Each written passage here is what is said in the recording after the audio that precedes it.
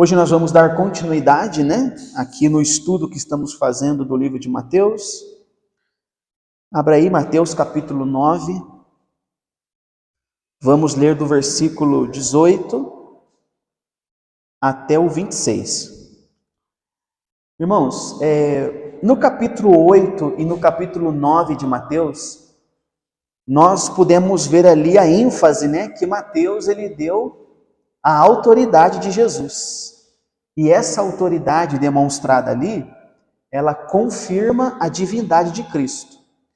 Já no capítulo anterior, no capítulo 7, nós vimos também a autoridade de Jesus, mas manifesta através da sua palavra, através da pregação. As pessoas, quando ouviam Jesus pregar, ficavam admiradas, porque ele pregava como alguém que tinha autoridade. E aí no início do capítulo 9, mostra a autoridade de Jesus sobre toda sorte de enfermidades, sobre legião de demônios e até mesmo sobre a natureza. Lembra que Jesus acalmou a tempestade? E na leitura de hoje, nós vamos seguir vendo a exposição pública da autoridade de Jesus, mas hoje nós vamos ver a autoridade de Jesus sobre a morte. Amém, meus irmãos? Até mesmo sobre a morte, o Jesus manifestou a sua autoridade. Vamos fazer a leitura? Mateus 9, 18. Todos encontraram? Podemos ler? Enquanto Jesus lhes dizia estas coisas, eis que um chefe da sinagoga aproximou-se e o adorou e disse: minha filha morreu agora mesmo, mas venha impor a mão sobre ela, e ela viverá. E Jesus se levantou e o seguiu juntamente com os discípulos. E eis que uma mulher que durante 12 anos vinha sofrendo de uma hemorragia, ela veio por trás de Jesus e tocou na borda da capa dele, porque dizia consigo mesma: se eu apenas tocar na capa dele, ficarei curada. Então Jesus, voltando-se e vendo-a, disse: coragem, filha, a tua fé te salvou. E desde aquele instante, a mulher ficou sã. Tendo Jesus chegado à casa do chefe, e vendo os tocadores de flauta e o povo em alvoroço, disse: saiam daqui, porque a menina não está morta, mas dorme. E eles riram-se dele. Mas quando o povo tinha sido colocado para fora, Jesus entrou, tomou a menina pela mão e ela se levantou. E a notícia deste acontecimento se espalhou por toda aquela terra. Até aqui a leitura da palavra de Deus. Vamos fazer a nossa oração? Coloque as mãos sobre a palavra. Senhor Jesus, estamos aqui nessa noite com muita alegria reunidos para meditarmos nas Sagradas Escrituras. Já oramos, já louvamos e agora pedimos que o Senhor nos ajude. Ajude-nos a compreender, meu Deus, a Tua Palavra. Ajude-nos a compreender as Escrituras, porque os pecados estão em nós e eles afetam o nosso discernimento, nos impedindo de entender com plenitude aquilo que o Senhor quer de nós. Então pedimos, Senhor, abra nosso entendimento, abra nossos corações, e que através dessa mensagem possamos ser confrontados, repreendidos, e que ela venha revelar a nós a Tua vontade para as nossas vidas. Fala conosco, fala com a Tua igreja, em nome de Jesus. Amém. Amém? Então, irmãos, o Senhor Jesus, nós vimos nos cultos anteriores que Ele chamou Mateus, não foi isso? Chamou Mateus, lá na casa de Mateus, Ele deu um banquete. Nesse banquete vieram muitos publicanos, muitos fariseus, pecadores, fariseus não, muitos publicanos e muitos pecadores.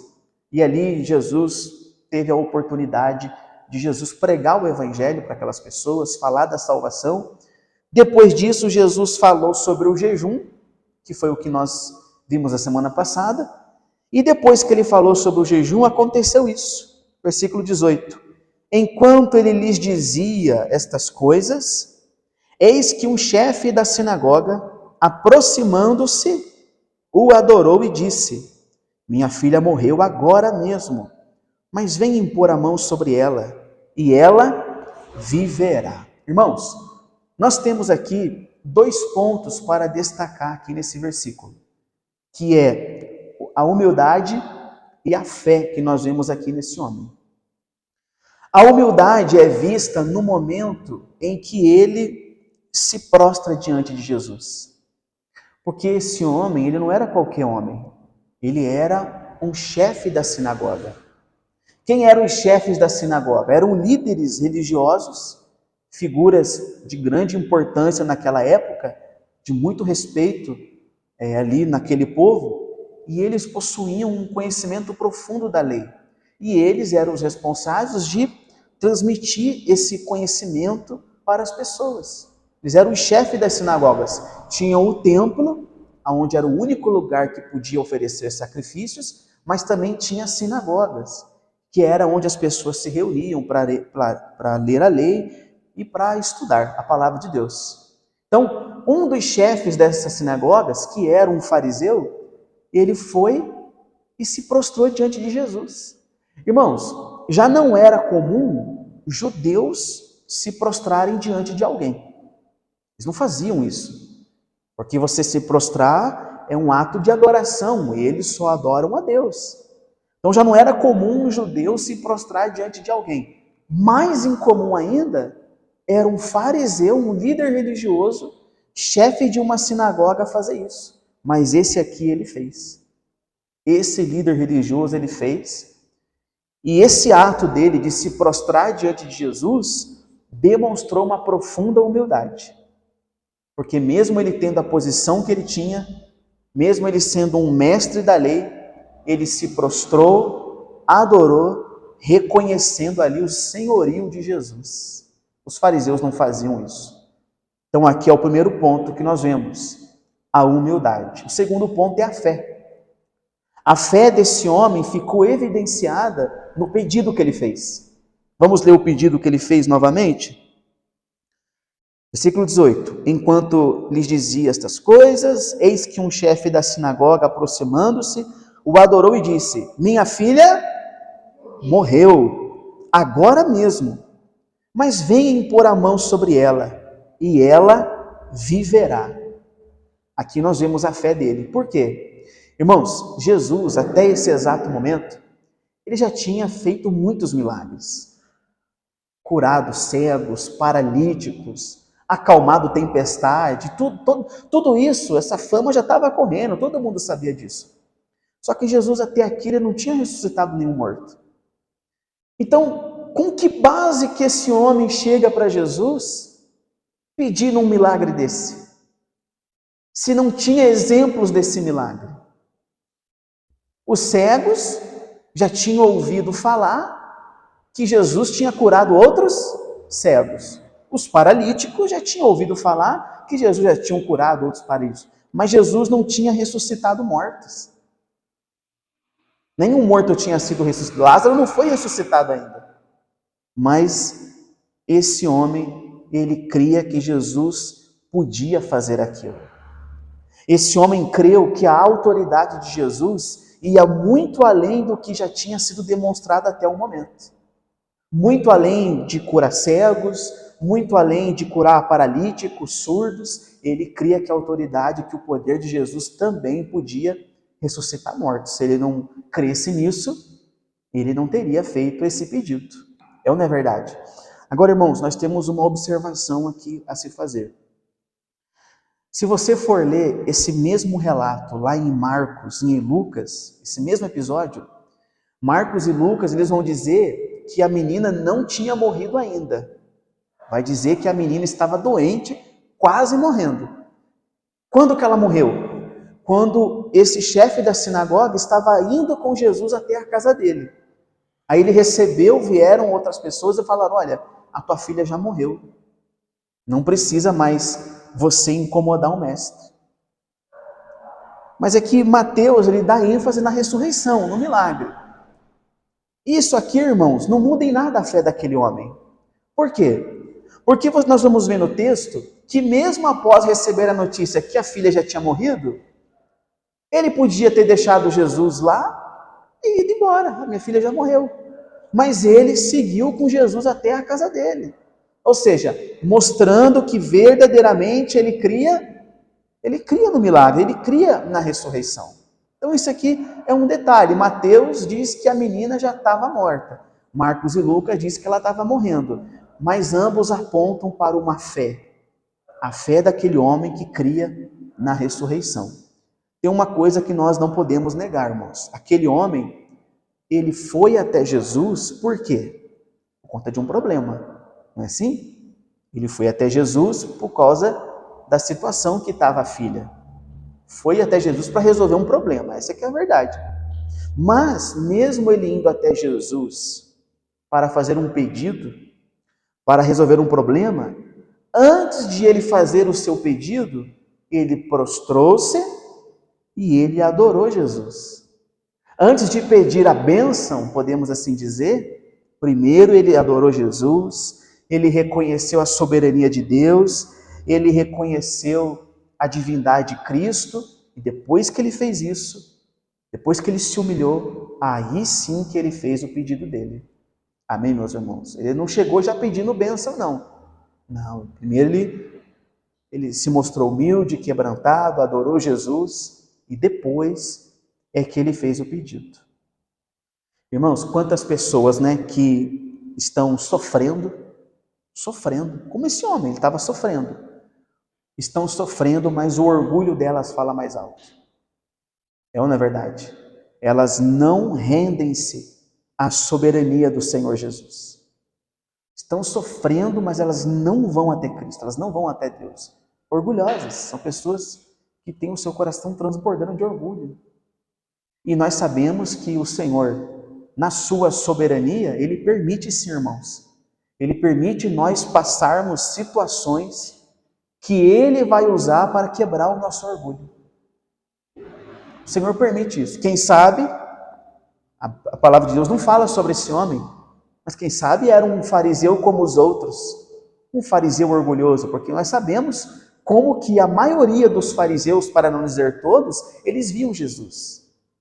Eles viam Jesus como um endemoniado. Isso está relatado nas Escrituras. Será que esse fariseu também não era assim? Não estava no grupo dos fariseus que estavam sempre testando e procurando algo para pegar Jesus? E o Senhor, de repente, usou dessa situação para quebrar aquele orgulho? Não sabemos. Mas sabemos que o Senhor, Ele usa assim, irmãos. Ele usa de situações para quebrar o nosso orgulho, para mostrar que não somos nada e que nós dependemos da graça dEle. Amém, meus irmãos?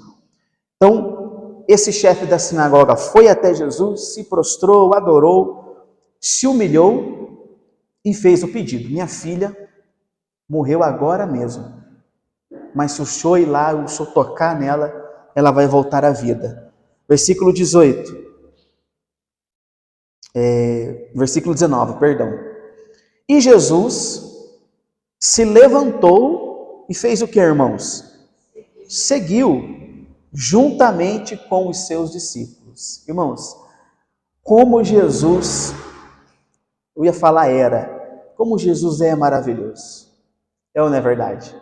Aqui nós vemos mais uma vez a prontidão de Jesus em atender os desesperados que vinham até ele. E aqui até um pouco diferente, porque aqui era um fariseu. E nós sabemos que a maioria dos encontros que Jesus tinha com os fariseus eram caracterizados pelo quê? Embates e conflitos, porque os fariseus, por sua vez, estavam sempre ali procurando situações, ocasiões para poder acusar Jesus de algo. Mas Jesus, mesmo sendo um fariseu, e nós sabemos como que Jesus se comportava diante dos fariseus. Como que era? Raça de víboras, sepulcros caiados, vai todo mundo para o inferno. Jesus era assim com os fariseus. Mas por que Jesus era assim? Porque eles não se arrependiam, eles eram orgulhosos. Eles não criam em Jesus? Eles estavam apoiados nos seus atos de religiosidade. Mas esse fariseu, irmãos, ele veio até Jesus de uma forma diferente. Ele veio até Jesus com humildade, quebrantado. E nós sabemos que todos os que se achegavam a Jesus assim eram atendidos. Não sei se eu posso usar essa expressão, mas podemos dizer que Jesus, ele não resistia a um coração quebrantado e arrependido. É ou não é verdade? Nós não temos um na Bíblia que chegou dessa forma e não foi acolhido, não foi atendido, não foi perdoado. E Jesus disse isso. Deixa marcado aí, irmãos. Abre lá em João. Vamos ver o que Jesus diz lá em João. João capítulo 6. Um pouquinho para frente. Olha o que Jesus fala referente a isso que nós estamos dizendo aqui. João capítulo 6, versículo 37. João 6, 37.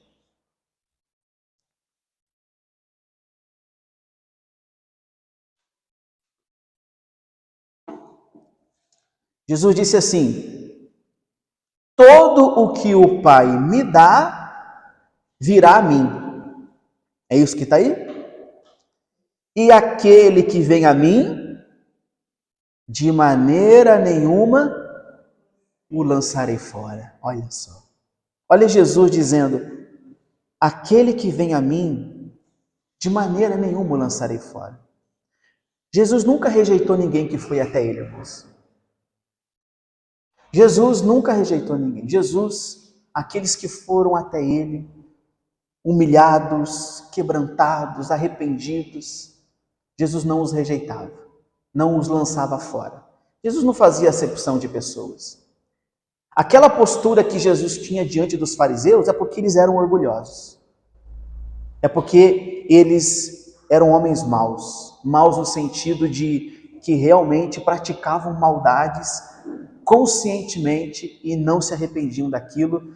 Para os fariseus, eles não precisavam de perdão, estava tudo certo. Mas aqueles que vinham até Jesus quebrantados, humilhados, ele não lançava fora. Bem, meus irmãos. Então, Jesus, mais uma vez, no versículo 19, se colocou à disposição e foi, Foi até a casa desse homem. O nome desse homem, irmão, era Jairo.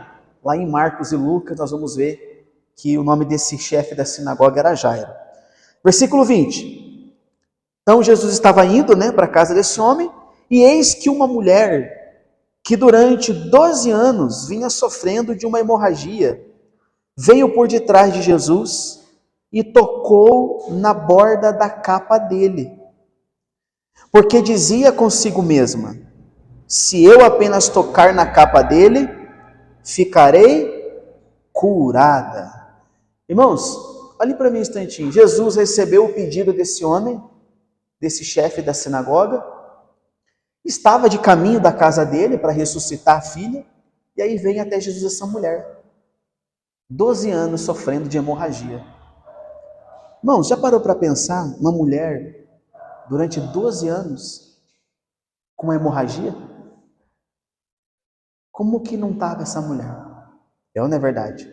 Porque as mulheres, no período natural que elas já ficam assim, algumas ficam mais debilitadas, não é assim? Imagina agora 12 anos sem parar, hemorragia. Estava desesperada. Assim como Jairo estava desesperado por um milagre, essa mulher estava desesperada. Mas eu queria com vocês ler como que Lucas relata o jeito que essa mulher chegou. Porque Lucas, ele dá mais detalhes. Lucas capítulo 8. Vamos lá? Vamos ver como que Lucas, ele narra esse acontecimento, o encontro de Jesus com essa mulher. Lucas 8, 43. E aí, com esses detalhes de Lucas, a gente vai conseguir ter uma noção um pouco melhor da situação dela. Lucas 8, 43. Certa mulher que havia 12 anos sofrendo de uma hemorragia, e ela já tinha feito o que, irmãos? Gastado todos os seus bens com médicos, e ninguém pôde curá-la. Olha só, então, olha os detalhes que Lucas está dando. Sofrendo há 12 anos, E nesses 12 anos ela gastou todos os bens que ela tinha com o médico, e médico nenhum resolveu o problema dela. Veio por trás de Jesus e tocou-lhe na borda da capa dele. E logo a hemorragia dela estancou. Glória a Deus, olha o milagre, né? Mas Jesus perguntou: quem me tocou? Como todos negassem, Pedro disse: mestre, a multidão te arrodeia e te aperta. Mas Jesus insistiu: alguém me tocou, porque senti que de mim saiu poder. A mulher, vendo que não podia passar despercebida, aproximou-se trêmula e fez o que, irmãos? Prostrou-se. Quem mais prostrou-se, que nós vimos ainda há pouco? O chefe da sinagoga, prostrou-se diante de Jesus. Declarou à vista de todo o povo o motivo por que havia tocado nele e como imediatamente tinha sido curada. Então Jesus lhe disse: filha, você foi curada? Você foi salva, porque teve fé. Vai em paz. Irmãos, veja as semelhanças.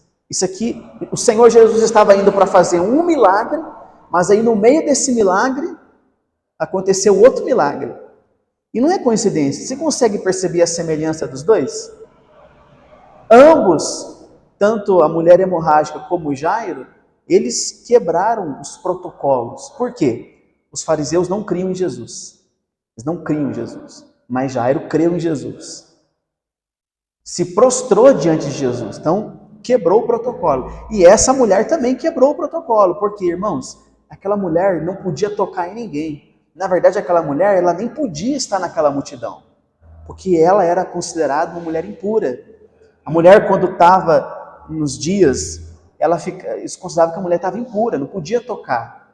E ainda tinha que ter todo um ritual depois que passasse. Ela não podia tocar em Jesus, ela nem podia estar ali naquela multidão tocando em todo mundo. Mas porque eles creram, irmãos, eles creram em Jesus. Eles quebraram aquele protocolo e eles fizeram o que tinha que ser feito. Mas olha as semelhanças dessas duas situações. Jairo disse assim, venha impor a mão sobre a minha filha e ela viverá. Olha a fé. Essa mulher disse assim: se eu apenas tocar nele, serei curada. Olha a semelhança da fé dos dois. Jairo disse assim, o Jairo, que era o chefe da sinagoga, se prostrou diante de Jesus. Se prostrou, se humilhou. A mulher também se aproximou trêmula e se prostrou diante de Jesus. Então, embora aqui ambos pareçam casos distintos, mas eles transmitem uma lição de fé para nós, irmãos. É isso que o Senhor espera de mim. É isso que o Senhor espera de você. Que nós tenhamos fé. Que nós temos fé. Que Ele pode sim fazer o impossível acontecer. Fé no sobrenatural, mas que nós também venhamos nos render à sua soberania. Temos que ter fé que Deus pode fazer todas as coisas. Amém? Mas também temos que nos prostrar e nos render à soberania de Deus. Isso aqui também nos faz lembrar do leproso. Lembra do leproso que nós lemos esses dias? Como que ele chegou diante de Jesus? Se o Senhor quiser, o Senhor pode me purificar. Quer dizer, chegou ali quebrantado, com humildade. Eu sei que o Senhor pode, eu só não sei se o Senhor quer. Então, se o Senhor quiser, o Senhor pode. É isso que o Senhor quer de nós, irmãos. Fé, que nós tenhamos fé, que Ele pode sim curar, que Ele pode fazer o que nós pedimos, mas que a nossa fé venha acompanhada de humildade, reconhecendo que Ele é soberano e que Ele faz do jeito que Ele quer, na hora que Ele quer e como Ele quer. Amém? Lucas diz que essa mulher, ela já tinha gastado tudo que ela tinha com os médicos. E ninguém pôde curar ela. Mas o texto nos mostra que em Jesus, ela não apenas alcançou a cura física, mas também alcançou a salvação. Como Jesus é maravilhoso. Curou e salvou. Ela não foi apenas buscar cura. Ela foi salva, juntamente com a cura veio. Jesus disse: filha, lá no 48, filha, Você foi salvo. Você vê que Jesus já chama de filho, irmãos. Nós sabemos, com base nas Escrituras, que nem todos são filhos de Deus. Nós sabemos disso. As Escrituras são bem claras referente a isso. Mas Jesus a chamou de filha. Quem que é filho de Deus? Filho de Deus é quem nasce de Deus, quem nasce de novo. Jesus disse filha. Primeira prova de que verdadeiramente ela foi salva. Filha, você foi salva porque você teve fé. Vá em paz. E aqui fica evidenciado aquilo que nós temos visto ao longo do livro de Mateus. A autoridade de Jesus para curar, a autoridade de Jesus para perdoar pecados e para salvar. Amém? Então, Jesus estava indo para realizar um milagre e no meio desse milagre aconteceu outro. Agora nós vamos voltar lá para ver o que aconteceu, né? Com a filha do Jairo. A mulher entrou no meio de tudo aqui. Não é verdade? Entrou no meio de tudo aqui, mas também foi alcançada pela graça, né? Vamos lá. Versículo 23. Então, Jesus estava indo, apareceu essa mulher, que semelhante a Jairo, a mesma fé, prostrou-se, humilhou-se. Versículo 23. Tendo Jesus chegado na casa do chefe da sinagoga, os tocadores de flauta e o povo em alvoroço, vendo os tocadores de flauta e o povo em alvoroço, disse: saiam daqui, porque a menina não está morta, mas ela dorme. E o que eles fizeram? Eles riram. Irmãos, essas pessoas descritas aqui, tocadores de flauta, em alvoroço, isso aqui não era sinônimo de alegria. Tinha música, tinha gente tocando flauta, mas isso aqui não era sinônimo de alegria, porque tinha um costume naquela época, e eu dei uma pesquisada, e até hoje tem gente que pratica isso ainda, que em algumas ocasiões contratava-se músicos para os velórios, para tocar músicas fúnebres, para ficar uma coisa bem triste mesmo. Em alguns casos, contratavam-se até mulheres que eles chamavam de carpideiras, que eram mulheres contratadas, sabe para quê? Para chorar nos velórios. Eles pagavam os músicos para tocar músicas fúnebres, músicas tristes, contratavam mulheres que se chamavam de carpideiras, e elas eram contratadas só para uma coisa, para chorar nos velórios. O objetivo aqui era expressar a dor, uma dor coletiva, e garantir que tivesse choro, que tivesse tristeza, para mostrar que estava todo mundo triste com aquela situação, ainda que o choro fosse simulado, né? Que coisa interessante, né? Contratar gente para chorar. Já pensou se tivesse isso hoje? Eu ia lá, me contrata que eu vou lá chorar, ganho um dinheirinho, chora. Estou brincando, irmãos. Mas quando Jesus chegou e viu aquele povo tocando aquelas flautinhas, imagina o cenário, aquela música triste, de morte, aquelas mulheres tudo chorando, Jesus mandou todo mundo sair. Por que Jesus mandou sair? Porque não tinha mais motivo para pranto, não tinha motivo para choro. Porque o que Jesus disse da menina? Ela não está morta, ela está o quê? Ela dorme, a vida tinha chegado ali. É claro, irmãos, tem gente que usa essa fala de Jesus para dizer que a menina não estava morta. Sim, ela estava morta. Mas Jesus já está dormindo, vai ressuscitar. É que nem quando Jesus transformou a água no vinho. Veja, Jesus, irmãos, ele falou assim, ó, enche essas talhas aqui de água. Aí encheram. E o que a palavra de Deus diz que Jesus fez? Ele não fez nada. Depois que encheram, ele falou assim, ó, agora sirvam o vinho. Porque já era vinho que tinha ali. Está dando para ele? Já era vinho que tinha ali. Mesma coisa é aqui. Para ele estava morta, mas Jesus olhou, está morta, está viva. Porque Jesus já sabia o que iria o quê? O que iria acontecer. Então Jesus mandou aquelas pessoas sair e veja que aquelas pessoas, o que elas fizeram? Zombaram. Elas riram de Jesus. Quando Jesus disse que a menina estava dormindo, elas riram. E esse riso aqui demonstrou uma profunda incredulidade por parte daquelas pessoas. Mas não tem problema, porque aquele que precisava crer já estava crendo. Que era quem? O Jairo.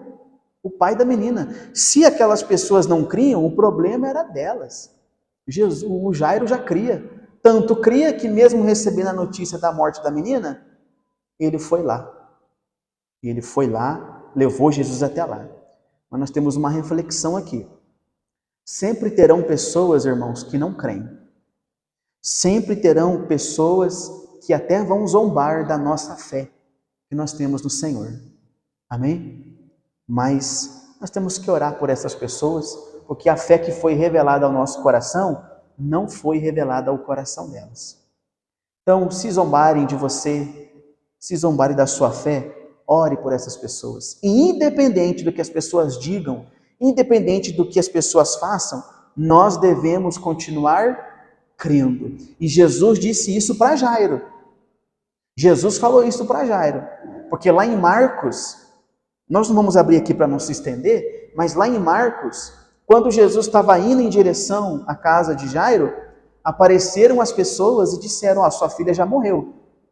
Lá está escrito assim, que Jesus não deu crédito à palavra deles e disse para Jairo assim, não temas, creia somente. Marcos 5:35, depois você lê lá. Não temas, crê somente. Então, em outras palavras, Jesus disse assim, não creia no que eles estão falando. Não temas, apenas creia. Creia no que eu vou fazer. Creia em mim. E Jairo creu.